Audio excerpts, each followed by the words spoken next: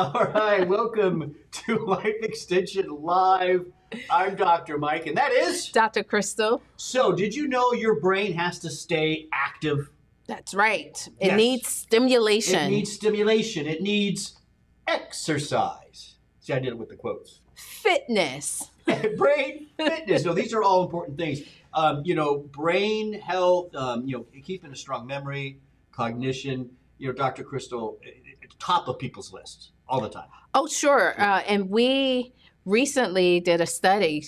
We surveyed our customers, and that was one of the top areas of concern that people want to maintain over even cardiovascular health and other health areas. It's scary because we see things like Alzheimer's and stuff like that, and it's sad, it's scary. So I think there's like a little emotion also connected to this. Yes. So what we wanted to, because and food's important. We talk about food a lot. That's not really the focus of this show. We do have some supplements at the end that we want to share with you, but this is really more about other things, the games and the puzzles. So on today's show, we're going to talk about brain activities, exercising your brain, how to do it, and some of our favorite brain games and some research behind them, right? Yes. This isn't just us making stuff up. This is research shown games, research proven games. Well, yeah, and hopefully by the end of this show, you'll know kind of what you should be doing, some of the best strategies to exercise your brain. So let's start off. Mm-hmm. Now, we're going to get into specifics, but we just kind of wanted to first lay the foundation that these kind of games and activities do work, right? So I have a study. Okay. Right? I have one here. It showed that frequent engagement in the following activities, and I'll list them out, right, was associated with an 11% increased risk, 11% decreased risk of dementia during a 10-year follow-up with over 10,000 people in their 70s. So you ready for the list? Well, let me give it some context really quick. Okay. Because I kind of did a little bit of a deeper dive. These were community dwelling individuals, number one, without major cognitive impairment and without cardiovascular disease. Okay. So pretty overall healthy 70 Right. years. So they're in a community, and now we're saying, kind of identifying what's keeping their brains fit. Healthy. Yeah. So 11% lower risk of dementia. Here they are. Here are the things that you might want to do. I found this interesting. Write letters. And then, of course, our script writer puts, forget ChatGPT. Write your own letters. I know, because AI is doing a lot for us, but the takeaway is that you need to do it yourself. Don't depend on AI. Yeah. Write your own letters. This next one, I think you do, journaling. Yes. That's a big thing for you, right? I like to journal, and it's a way to express your thoughts, get it out of your head, get it on paper. This next one is kind of weird to me because we want kids off these things, but now we're saying at least if you're in your 70s, you may want to go on these things. Yes. And that's computers. Well, you want to talk about mental stimulation. If you are searching the web, and that's specifically searching the web, actively reading, participating, what you're doing is there's stimulation coming in. Yeah. You have pop-ups. You're trying to navigate. There's always something new on the World Wide Web. And for someone that's probably in their 70s, that can be challenging. I guess so. I don't know. To me, when you watch the kids, it's just the kids. It's just, it's this, or it's whichever which way they go. There's no engagement. So I think maybe it's more like read an article online, don't you think? Or something along those lines. And coming up, maybe play some games. Yes. Last one was I love this one. Taking educational classes. Learn something new. Well, so when you think about exercising your brain, it's very similar to exercising your muscles. It should be challenging. And these are some of kind of the staple things. It should be something that you find difficult to do. And so when you're taking educational classes, you're learning something new. Maybe in those classes, you have the challenge of taking tests at the end. Those are difficult things. And sometimes you're multitasking, and all of that is a part of that exercise Yeah. for the brain. When I was in medical school, the oldest patient I took care of, as in, I think it was third year medical school, internal medicine, in the hospital. Can't remember her name. She was like 95.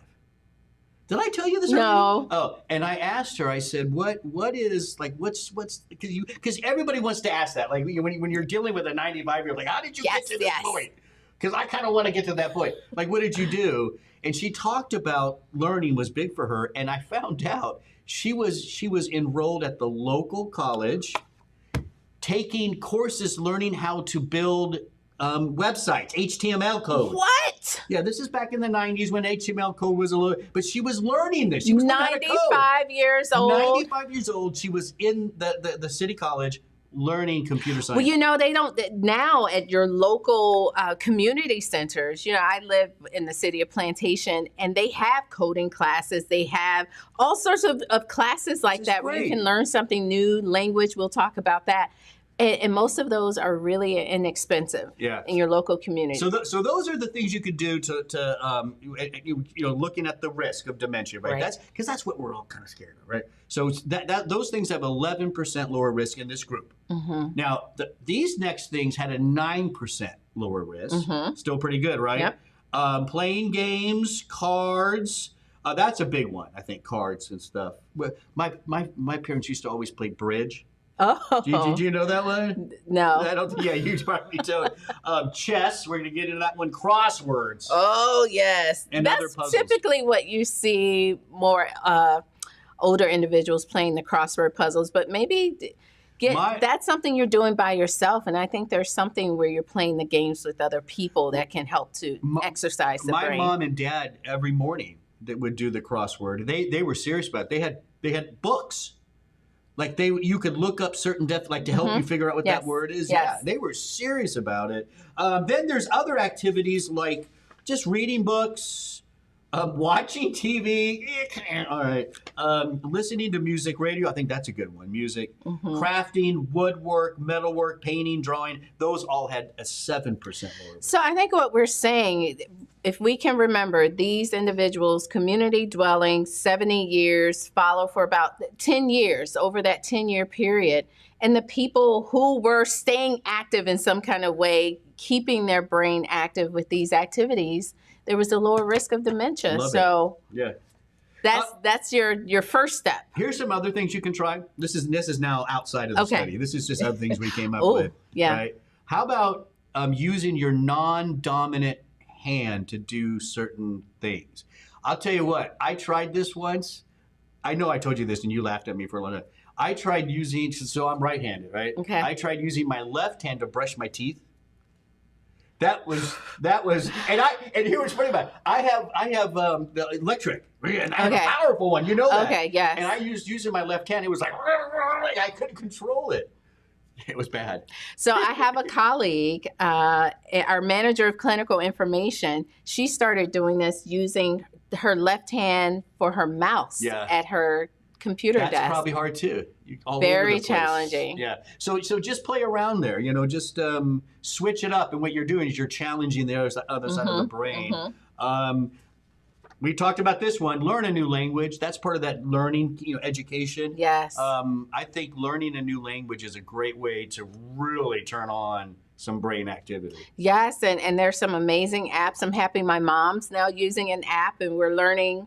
She kind of knows Spanish already, but she's refreshing her Spanish and learning new words together, and it's really great. Omida. Yes, Omida. Hi, Omida. All right.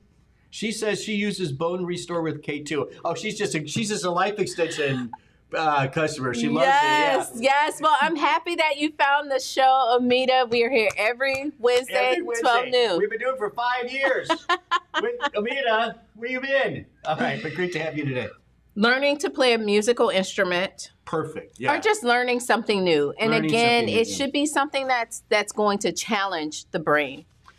Fast brain fact.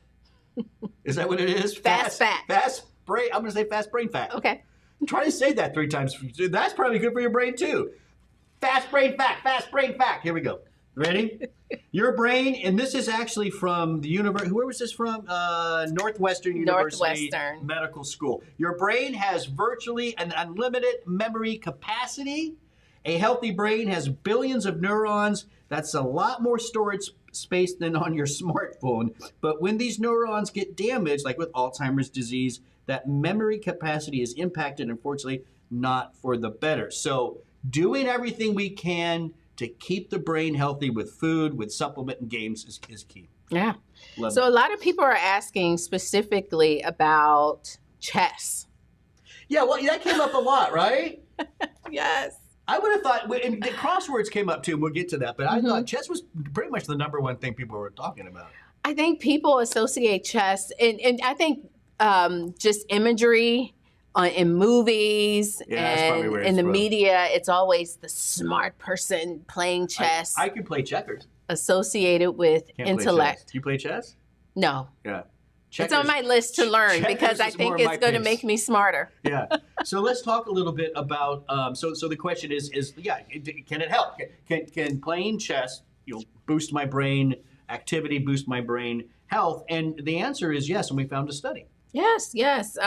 And just a quote from the researchers: "We quantitatively validate an existing neuroscience hypothesis that Woo! learning a certain skill can cause a change in the brain, functional connectivity, That's and key. anatomy." Let's talk about that functional connectivity. That's what drew us to this study. You remember back at the beginning of the show.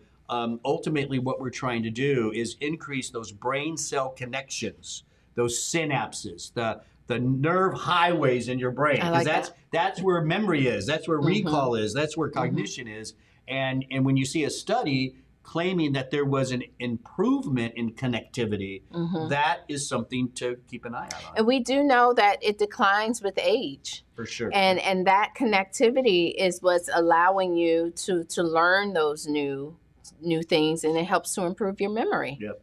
Another study concluded that long-term professional chess training, now keep that in mind, this is chess training, not necessarily being a professional chess player, but you said you wanted to do this, right? I do. This is for you then. Okay. If you get into that training class for chess, that may enhance processing, visual motor transformation, which is just the efficiency of your brain and how you see something and you act, like catch a tennis ball, that kind of stuff, and cognitive ability. So maybe I should. Maybe we both should. And then we can See if I play can each other. find time. Add that to my self-care routine. Right. All right. So that was chess. And then a lot of our audience members, people online, were also then trying to connect chess to a reduction in the risk of Alzheimer's. Yes. And so we have some research. We'll go over one study or a couple of studies in healthy patients at risk for dementia. And then we do have a study in Alzheimer's patients that we'll go over. But first, in healthy patients with dementia, a study published in the American Medical Association Journal, open network that involved more than 10,000 participants. Again, these are the same participants that we talked about earlier. Okay. Specifically, playing chess or engaging in other mental activities was associated with that 9% lower risk of dementia. So we do know chess was one of those games that was really good. Yeah. were played. But let's think of this like when we present data like that, right, and present results of a trial. That's like saying it in a vacuum. Like that's all you're. Let's think of this though. When you think of it holistically, and you're eating the right food. Yes. You're taking some good brain nutrients, right? You're getting good exercise, regular exercise, and you play chess. So imagine what all of that might result in a decreased risk. Right? Very true. Right. And then there's another meta-analysis, or it's a review of pooled studies together that examine the effects of board games in general.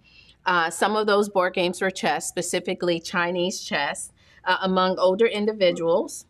And they found improvement in mental function. Also, increases in brain-derived neurotropic factor levels. We're going to talk about that. Now, that's the Chinese chess. Yeah, that looks like checkers to me, like a Chinese. Like I've never heard of Chinese checkers before, so I have no idea what that was. but apparently is pretty good for your brain. Yes. And chess also improved quality of life in this study. I mean, it makes sense. If your cognition's better, your memory's better, you're being more socially Right. active. I think that's. And where I that comes think that the key with chess is you're not only thinking about your move, you're thinking about the player's move. So you kind of Yeah. have to think ahead and strategize, and you have to from. see That's a good point. Yeah. all the possibilities. And so I can see how that can be difficult and really stretch the brain. I like that. I think that's a good theory, Dr. Crystal. Now, what about, you mentioned there's a study in action, because all of that was not in Alzheimer's patients. That was in overall pretty healthy people over 70. At risk or for whatever. dementia. Right. Yes. So, but now there was a study in people with Alzheimer's, right? Yes, and so that's the question. Can chess playing prevent the disease? Alzheimer's disease patients assigned to 6 months of 1 or 2 hour daily Chinese chess playing. So it's called Go Game. Go Game participation had less anxiety and depression, which can be increased during Alzheimer's disease, improved functioning and higher serum levels of that BDNF, or brain-derived neurotrophic factor, than the control group. Why is that important? Let's explain, because Yes. that caught our eye, right? When we saw that this kind of what's called a neurotropic factor going up, we got excited. So I think a more simpler term for that is nerve growth factor. Yeah, just nerve growth factor. And I think that says it all. Yeah. Basically, it's a compound that's going to actively improve repair and growth of different types of neurons and stuff. Yeah. So it's good to have it around. And it's good to have it around and seeing that it can be increased if you have Alzheimer's disease. Yeah. So besides chess, people often ask then a lot about puzzles, right? Yeah. And I think when we first, because it's so silly. When I think puzzle, I think of a puzzle, right? And that is one way, like an actual puzzle with pieces. That's a puzzle. Oh, okay. But in these studies, in these surveys that some of these groups do, puzzle was a larger category, right? And it included like crosswords. Yes, and that even was a certain, specific type. Yeah, even certain games. So you got to think broader than a regular puzzle. Yep. Okay, so let's see what we found. Crosswords versus other games. What's better? Crosswords. Crosswords by far. Yep. Yeah. So my Compared to some of those computer-based games, even some of those apps that you buy to try to exercise the brain, it seemed like crossword puzzles perform better. Yeah, and some of them could be pretty tough. You know, it really kind of tests your vocabulary level and everything. So crossword puzzles definitely are the best way to go. That was actually published in the New England Journal of Medicine. What about just video games? You know, we got a lot of kids today staying up very late. I think a lot of adults stay up very late playing video games. The video game culture is huge. So listen, we're concerned about that level of play. That's a lot that they're staring. However, is there a silver lining here when you're playing video games? There is a weak silver lining. We'll see that.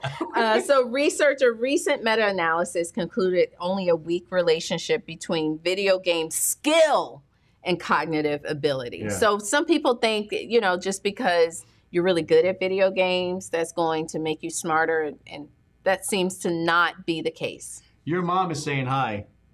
Hello, perception is the key for chess. Thanks, Look Mom. at that. She's making sure you get it right. Look, well, my mom, she does all of this. She loves her That's great. her apps. She's always exercising her brain. I appreciate that, Mom. Fast. I can't even say it right. Fast brain fact. Fast brain fact. Oh, that was good. We use more than just 10% of our brain. Because there's a lot of like myths out there, right? And one of the myths is we only use like 10%. That's not true. What you see in sci-fi movies or shows are actually false when they talk about that kind of stuff. Neurologists have confirmed that even while we sleep, our brains remain active, using way more than that 10%. All right, fun fact. Fun little fact. What are some of other like strategies that you've looked into? So we covered a lot, right? Right. So we have the research with dementia and educational classes. We talked about that at 11% lower risk of dementia. Intense language and brain anatomy. So learning the new language, there's research showing that it's increasing the volume of the hippocampus and cortical thickness. I know Dr. Mike wanted to get imagery of this. I did. I wanted to show comparisons, but it was hard to kind of find that way. And the images weren't great in a lot of that. In the language part of this and what they found, especially with brain volume going up, that was in a bunch of interpreters, right? Yes. Yeah, so there you go. Maybe later in life, I'll become an interpreter. Go for it. No, probably not. Language and plasticity. Plasticity, again, fancy word for connections, right? A lot of good stuff there. Again, if you're learning new languages is a pretty good thing to do for your brain. But I like this one. Learning to play music versus listening to music. Yeah, what do you think is going to exercise the brain more? Learning to play. That's right. Pick up an instrument, guitar, something, and just have fun with it and just learn. Learn the keys, learn the chords, all that kind of stuff. And let's just pause here. That saying that you can't teach an old dog new tricks. I was paused. It does not apply to humans and our brain's ability to create new connections. It doesn't apply to the dogs either. I don't know about that. Oh, come on. Old dogs can learn new tricks. It's silly. It's really the motivation to learn new things. Oh. Boom. Boom. There you go. Okay. All right. So let's get into some supplements now, right? Are we ready for that? Yes. Wait, there was one more music one. Did you want to mention this or did you? Well, it's just playing the musical instruments, just showing that it helps with processing speed. Yeah. So again, it's never too late to learn to strum a guitar. Yeah, and this is cool too because this was over 13 different studies piled together in people 60 years or older. So yeah, definitely learn new language. So that was a lot of the brain activities. Again, we don't want to do any of these things isolated though, right?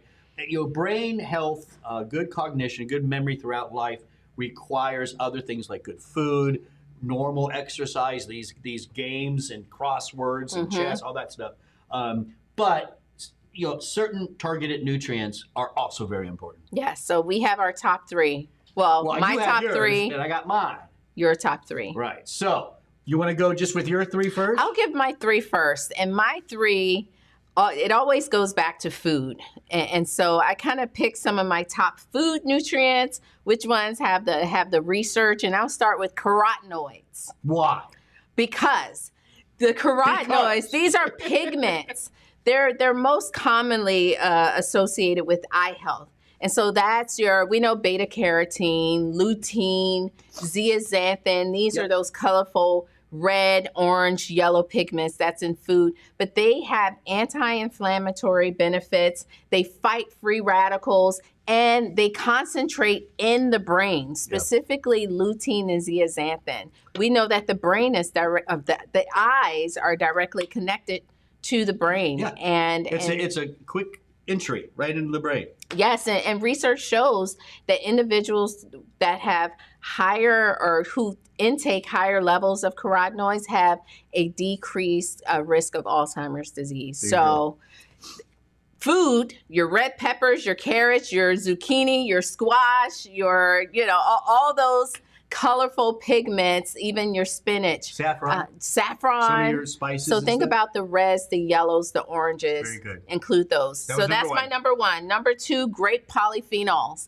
And when I think about great polyphenols, I think about those dark pigments in the grape are antioxidants that help with blood flow to the brain. Yeah, very good. And they also help to support the health of the microvasculars, those tiny blood vessels that's delivering nutrients and oxygen to brain tissue. I like it. So that's my number two. And then, of course, number three, Omega-3s. Oh yeah, yeah. Fish oils. That was going to be on my list too, but you took it. I took it. You took it. Yeah. It's my favorite. Yeah. And so we know even in young children, pregnant women, they need omega-3s for the health of the brain as it's developing, and we continue to need it. You need omegas from the womb to, when it's dead.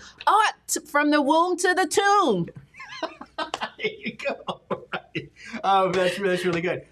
2 to 4 grams of total omegas. Mm-hmm. You want to give them the breakdown because EPA, DHA is important here. Yeah, so EPA, DHA, those are your top omegas. About 1,400 milligrams EPA, about 1,000 DHA, around that amount. But you want to look at about 4 to 6 grams total omega-3s. And if you said 4 to 6. I'm always lower than you when we do omegas. I say 2 to 4. You say 4. I am at 4. Okay. Yeah. Good. You should be. You made me. Don't you remember? Yeah, I do.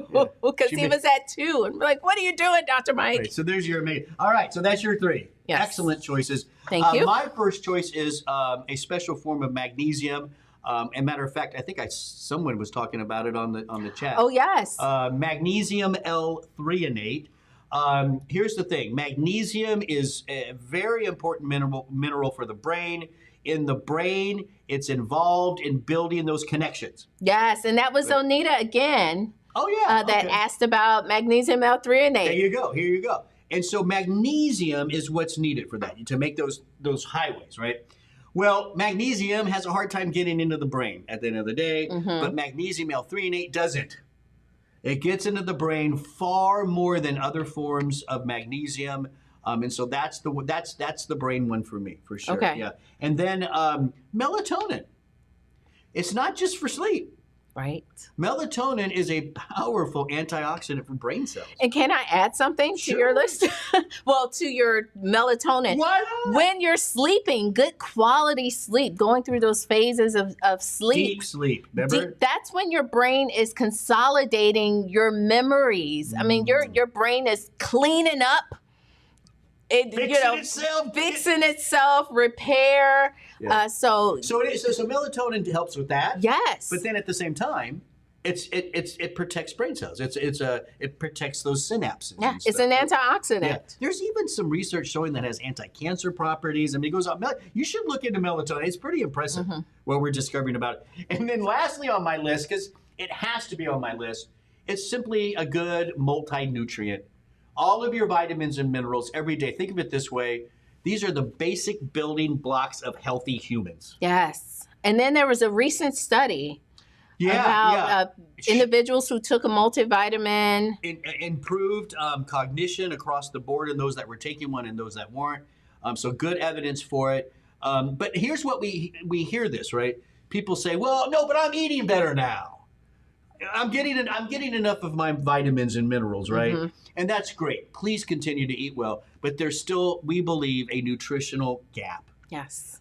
Food is just not going to get you to that level we want you at. So a good multi-nutrient, magnesium L-threonate, melatonin, your choices. The omega-3s, great polyphenols, as well as carotenoids. And there was a question there, is there something... are there supplements for memory loss associated with a concussion? Oh, well, okay. Well, I can tell you, I have some information on this. So, and this is from Jerry. Yes, Jerry, thank you, Jerry, for your question. Thanks for joining. This is not specific to kind of the show, but it's been shown 2 hormones could be pretty important here, pregnenolone and DHEA. These 2 have been looked at both separate and together in concussions and seem to help to limit the damage and help recovery. Yes, and now I know you're talking about your daughter, Jerry. So those both are hormones we probably wouldn't want to give them. Yes, but omega-3s. There's research with omega-3s and just helping with kind of some of the inflammation that's taking place in the brain after concussion. There you go, Jerry. Talk to your doctor, though. Yeah.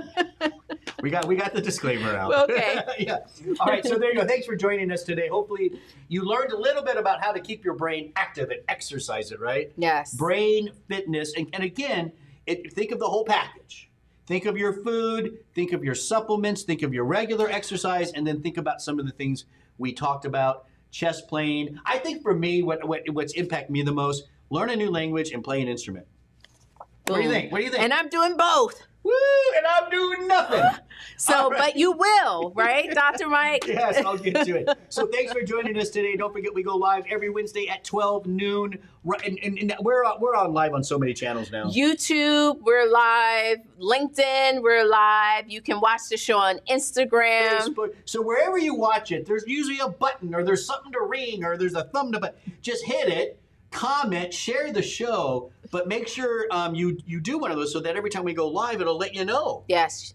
Right. And all You'll get a notification. Yep, Turn on notifications from Life go. Extension. 12 noon Eastern. Oh, by the way, Life Extension, our sponsor, wants to say thank you. If you go to lifeextension.com, buy whatever you want, maybe some of the nutrients we just talked about. At checkout, you put in LE Live, and when you do that, you'll get $10 off, 50 bucks or more, or 10% off, 50 bucks or more, and free shipping and handling. That's at lifeextension.com. I'm Dr. Mike. I'm Dr. Crystal. Thanks for watching.